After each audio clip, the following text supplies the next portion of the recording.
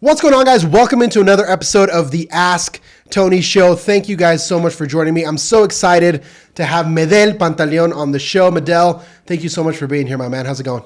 It's going great, man. I'm excited to be here, honestly. Merry Christmas. It's Christmas time. So It's Christmas time, guys. It's Christmas in 2 days. That's crazy, right? The years are already gone. Medel, I'm so excited that you, and grateful that you took the time to be on the show. Guys, for those of you that don't know Medel, let me give you a little bit of background, and then Medel can kind of expound on his story. But Medel is honestly, one of the best boxers I know, and so I've shared it on the show before that I have recently gotten into boxing. My brother's a boxing coach. My sister's a boxing coach. And I've always loved boxing ever since I was a kid. And when I showed up to the gym, there's a big belt on the wall at the gym, and it has Medel's name on it. And I remember I asked my brother, what is that? And Medel will share a little bit more about what that is. But Medel is, a really, really good boxer. So tell us a little bit, Medel, about how you got into boxing, a little bit about yourself, who you are, where you're from, and how that whole situation kind of came about. Just a little introduction then, huh? Just a little introduction. Okay, well, I'm originally born and raised in Utah. I grew up in Midway. That's where I actually learned about boxing. I grew up in a trailer park, and a bunch of kids there really like to box each other. And so what they would do is that they would get a trampoline and rip the inside of it. Oh. And so it's just the rims of the trampoline, and so they would put two kids in there and then would box. That's actually smart. Yeah, and then on top of that, during high school, we'd do fight nights and all that stuff. So originally, that's how I got into boxing. Did you get into a lot of fights in school? I mean, I wouldn't say a lot of fights, but I did get into. I did get in a couple of fights. So do you feel like it was more of you wanted to learn boxing because you had to learn to defend yourself, or was it just for fun? I mean, nobody really forced you to fight each other. It was just more if you want to get in, then you can get in. And so, I did it for fun. I really liked it, and I looked into it a lot more. Started when I was young. Did everything off of YouTube, to be honest. Okay. But the older kids, they actually went to an actual gym, that was open in Hebrew around the time, and they taught me everything they knew. So, yeah, a lot of people I feel like the fight game. I'm a huge UFC fan. I never miss a fight. But it's one thing to be a fan or doing it with your friends and your buddies, and it's a whole different thing entirely to go to a gym and actually train for a fight. Yeah. So at some point you made the decision that you wanted to actually fight. So when did you make that decision and why? That was probably around freshman year. Okay. Freshman year of high school. There was this time where I'm I gotta figure out what I want to do with my life. And one of the things that really popped into my head was becoming a pro boxer. And it's just very exciting. It gave me a lot of goosebumps. It gave me a lot of thrills. So, and I really just like getting punched in the face. So, honestly, that's where it started. That's where the switch went in. And that's when I took boxing a little bit more serious. Not just boxing, but sports in general. I just really thought you can find a career in that aspect, not just business and all that other stuff. Right. And, I've been watching boxing ever since I was a kid. I remember back in the day, before there was streaming, my dad would buy the fights, and he'd have to go to the cable company and get this little box. This was before your time, brother. So he would have to get this gray box with a cable, and that was the only way to watch the fight. So I remember back in the day watching fights like De La Hoya against Chavez, and just all these fight nights from back when we were kids. And so it's so interesting because now I kind of have a different perspective that I've kind of started just a little bit. I haven't had an official fight or anything, but just sparring.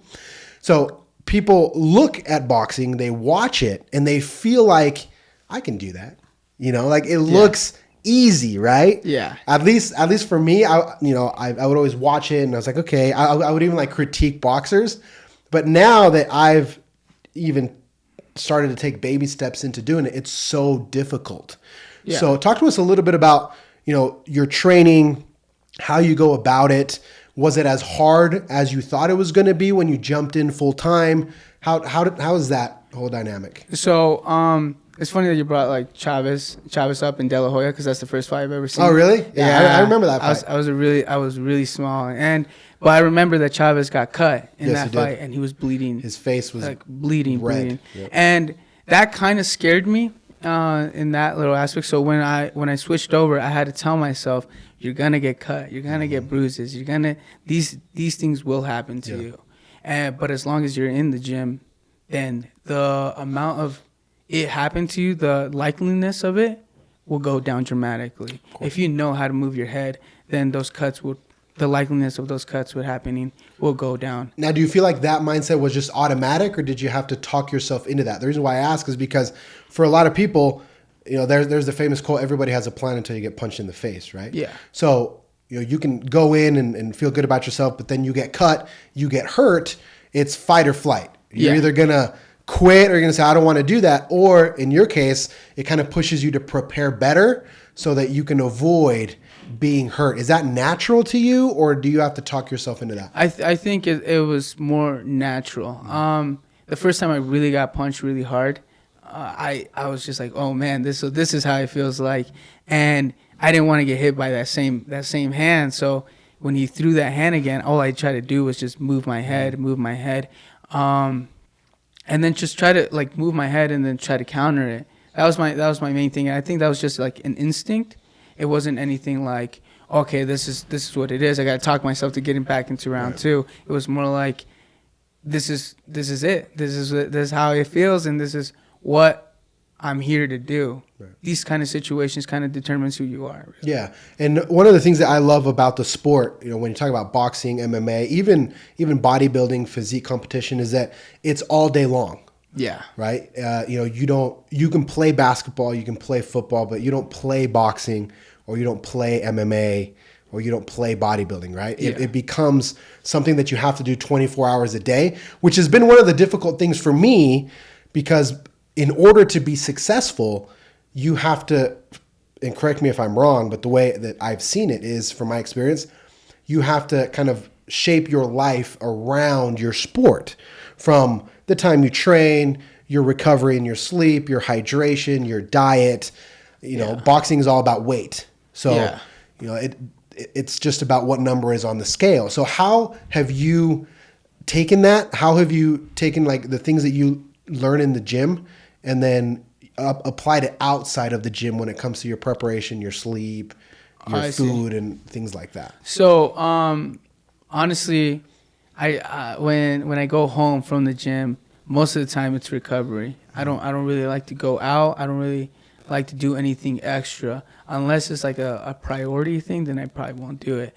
Most of the time, I like to just take an ice bath, which I like. When I say I like, it's more like I have to. Yeah. I take the ice bath. It's not really fun being in there, but I know it's something I have to do. It's terrible. But I'd rather do that than go out. Right. I'd rather eat, a turkey sandwich all day long than eat, like Five Guys and risk that potential of not being in weight. Yeah. I think it just came easy for me when you say all day long, just because it's just something that, I don't find as you don't find it difficult. Yeah, I don't find it difficult. It's not a job. Which is rare, because a lot of people, myself included, we love boxing, but we love pizza too. Yeah. So it's or I'm a very social person. Yeah. So I love to go out. I'll have lunch with people every day. Yeah. And so, do you feel like you have to sacrifice a little bit your social life in order to be successful, or is that more like a personality trait for you? Well, there's some times that I have to say no. Obviously, there's gonna be times when your friends invite you out and you kind of have to say no because you know what it entails. But most of the time, I just feel like saying no comes pretty easy. Okay. It's just I like to talk to people and I like to, to go out sometimes. But if I know I have to recover that night, it's so much easier saying no and doing the recovery. I think that when you talk about that, it's important to have a circle of friends that understands that. Yeah. Right. So one of the things that I admire about you and your group at Legends that I've just barely starting to become a part of is that you guys really support each other in that sense, right? You guys do a lot of things together, but you understand that you have this goal of prepping for a fight. There might be 2, 3, 4, 5 people in the gym prepping for fights. And so talk to me a little bit about that, about how did you get to Legends?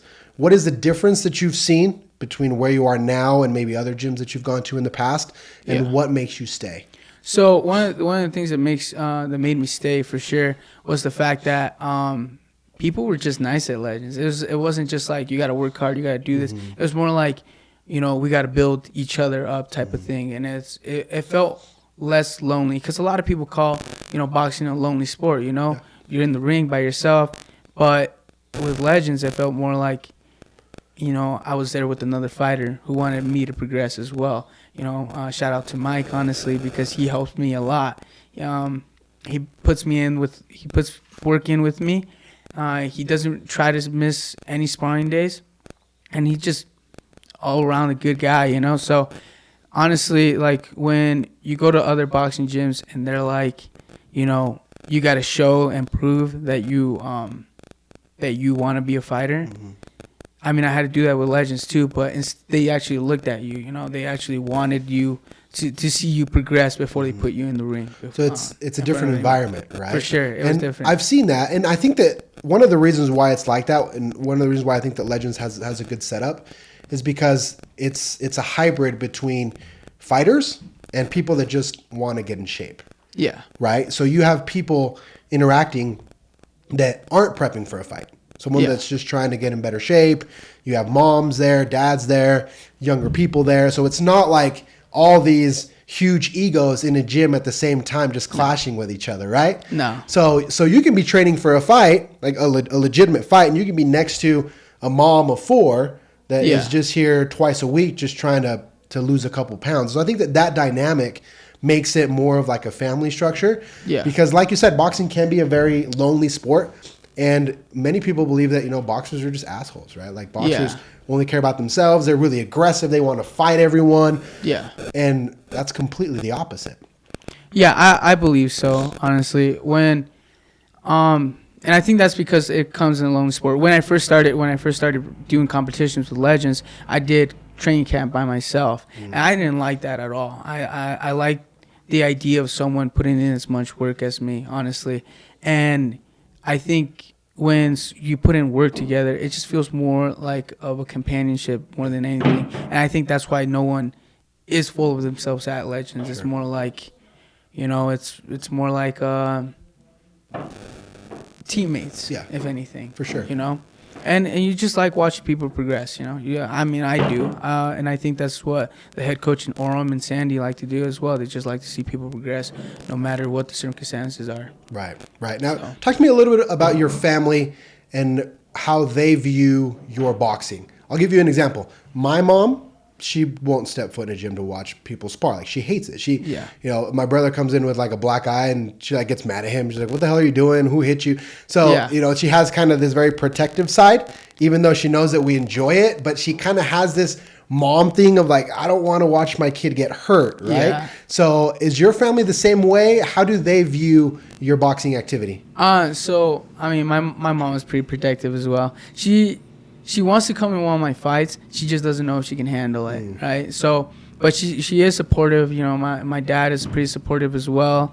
You know, they're Mexican, so they really like Canelo and they really like watching, you know, Canelo fight. So the fact that, you know, their son fights, kind of like they like it because they just want to see a big group of people watch me fight. But of course, my mom's pretty protective. She's just like, you know, why do you do that? Like, you know, doesn't it hurt and all that stuff? And I, you know, sometimes it does, but. So has she been to one of your fights before? She has not. Yeah, she has not. She still has to. Do you feel like you'd feel more pressure? Do you feel like it would change your mindset if she was in the crowd? Oh, for sure. I'm never gonna lose in front of my mom. I'm never gonna lose in front of my mom.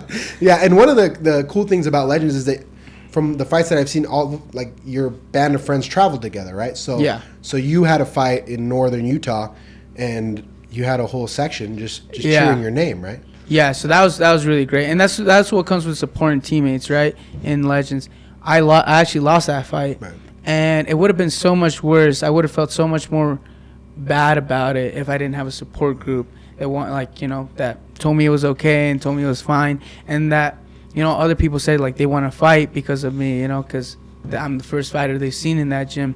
So it was, you know, it was really great having that group of people being there. Yeah, I was there, and it was a great atmosphere. Yeah. And I think that definitely helps pick you up, right? Yeah. So talking about that loss, boxing to me is unique from other sports for two reasons. Number one, when you look at team sports, sometimes you can lose a game. If you play soccer, football, basketball, you can lose a game, and maybe you're not 100% responsible. Does that make sense? Yeah. Because you have teammates. For example, if you play football, you either play offense or defense.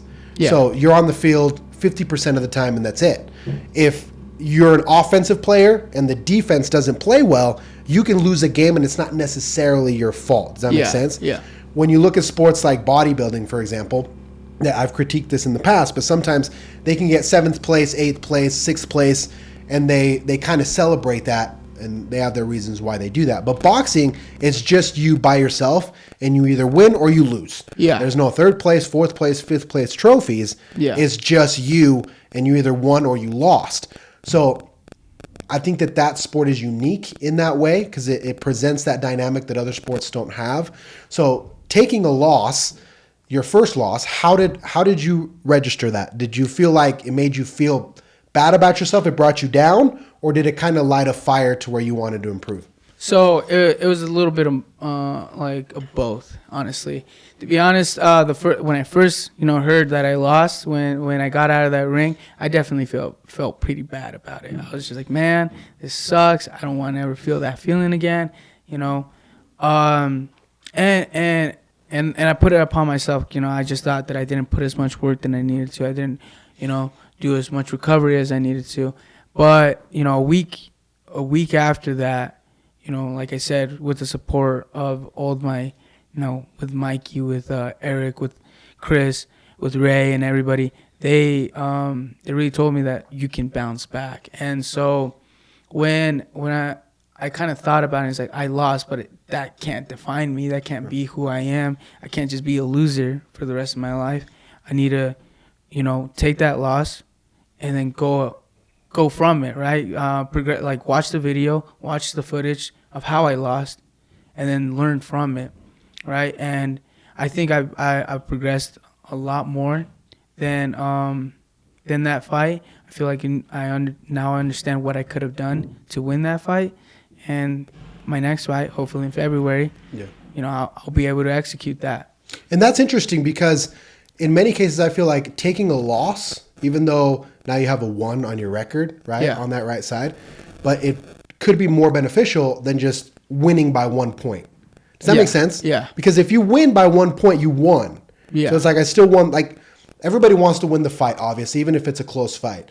But what I'm hearing from you is that you got maybe more benefit from taking that loss and contextualizing it properly than if you would have won by a little bit. Do you feel like if you would have won that fight by 1 point, you would have had the same progress than your experience of losing? Probably not, honestly. I probably would have been a little bit more full of myself if I had won by that 1 point. Yeah.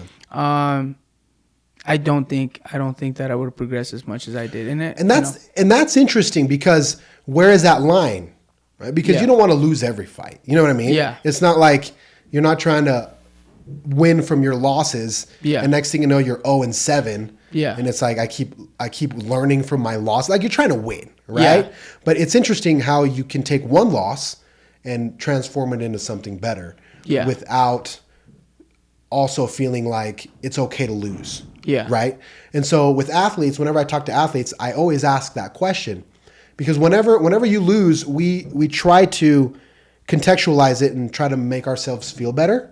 Yeah. We'll say, oh, it's okay, or it wasn't my fault, or this or that. So and you said this yourself, as soon as you got out of the ring, you thought about all the things that you didn't do. You didn't blame it on someone else. Yeah. Right? So again, same question. Is that natural, or is that something that you're coached into? I think with anything that I do, I think it was just if I didn't do it the best way, then it just wasn't good enough for me, right?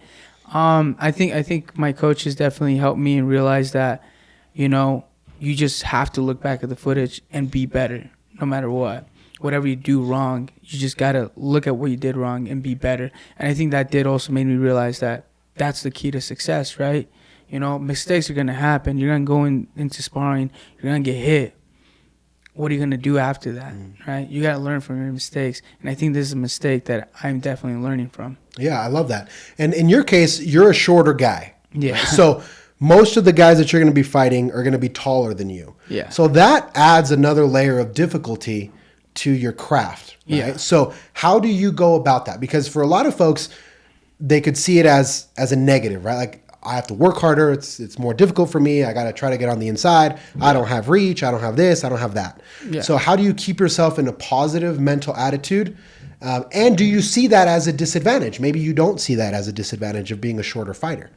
No, definitely. I don't think it's a disadvantage. I think it's more of a learning experience. I think if as a shorter fighter, because you have to put in that much more work, because you have to get in the inside and throw your best punches. You can't miss one punch because then they're going to be out of the way and you got to work again to get in the inside. I think it kind of puts a lot more of a boxing intellect in the ring. You just got to read your opponent better. And I am 5'4", and it's kind of hard fighting other fighters that are like 5'8", who are like 4 inches taller than me, because trying to get in there is just hard.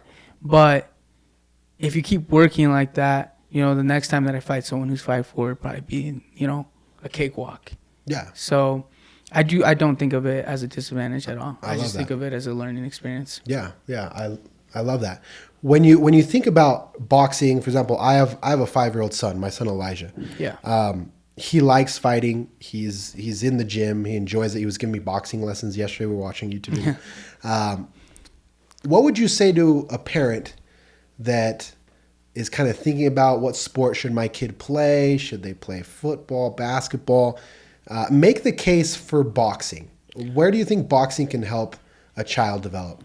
Self-discipline. I think boxing would definitely help any child be self-disciplined. It's more accountability, right? You're supposed to be accountable yourself to be at the gym. You're supposed to, to wake up every morning, to be on that diet. You have to have accountability. And to have accountability, you have to have self-discipline at all times.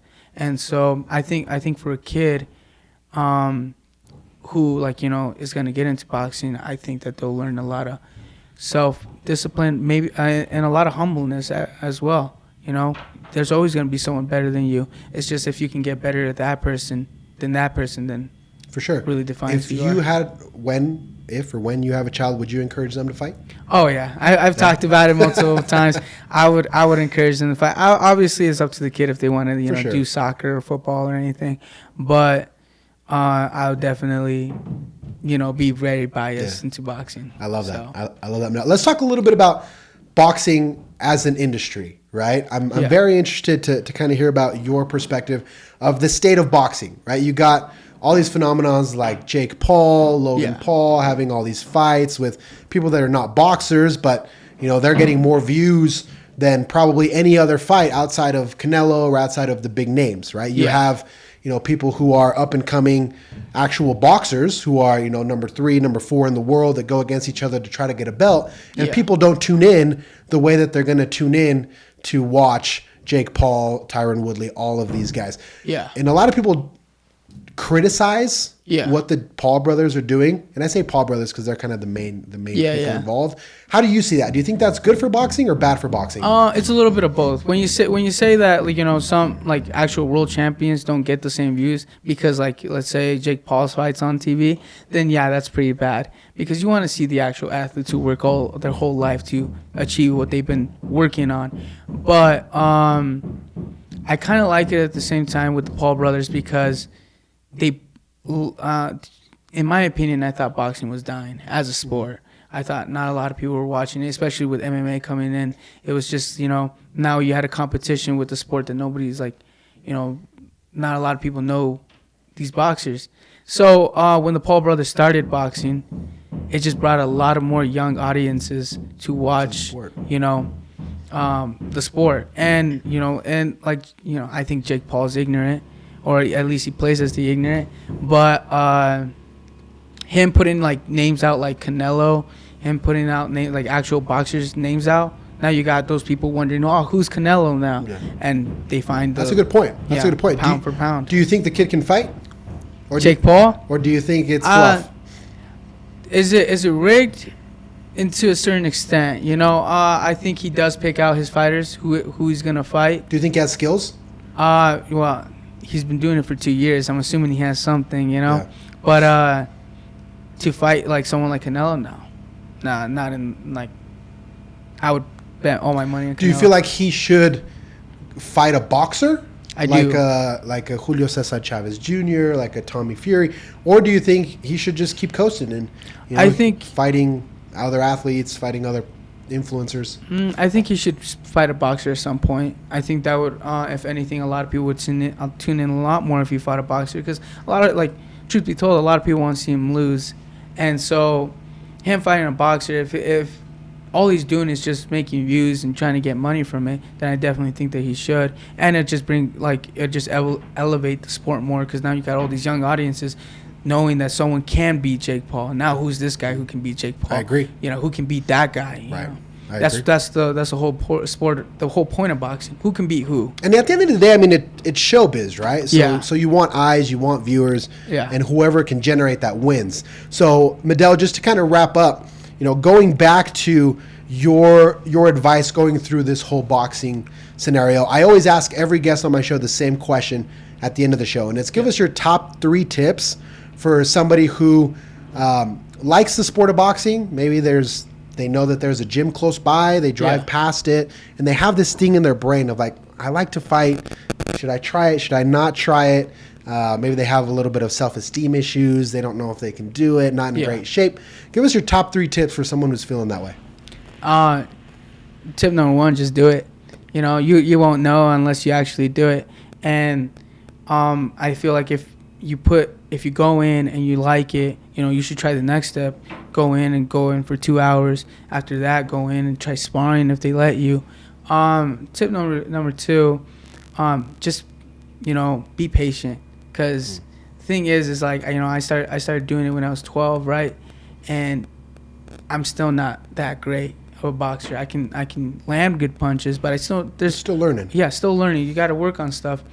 And so being patient would definitely get you there. You know, keep doing it and being patient. And then self-discipline would be number 3.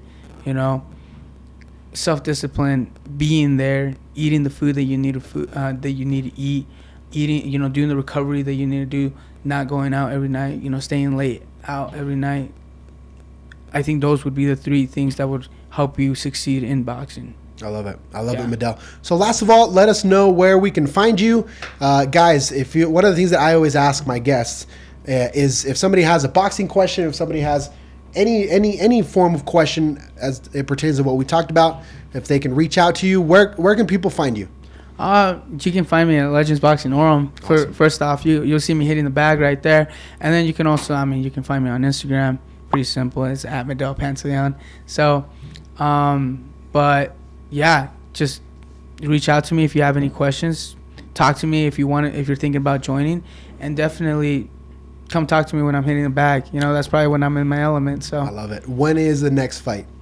February. That's the plan. Yeah. All right, guys, tune in. Awesome. Guys, this has been another episode of the Ask Tony Show. Medel, thank you so much. Thank you for showing me. up, for talking about your story, your experiences. Until next time, guys.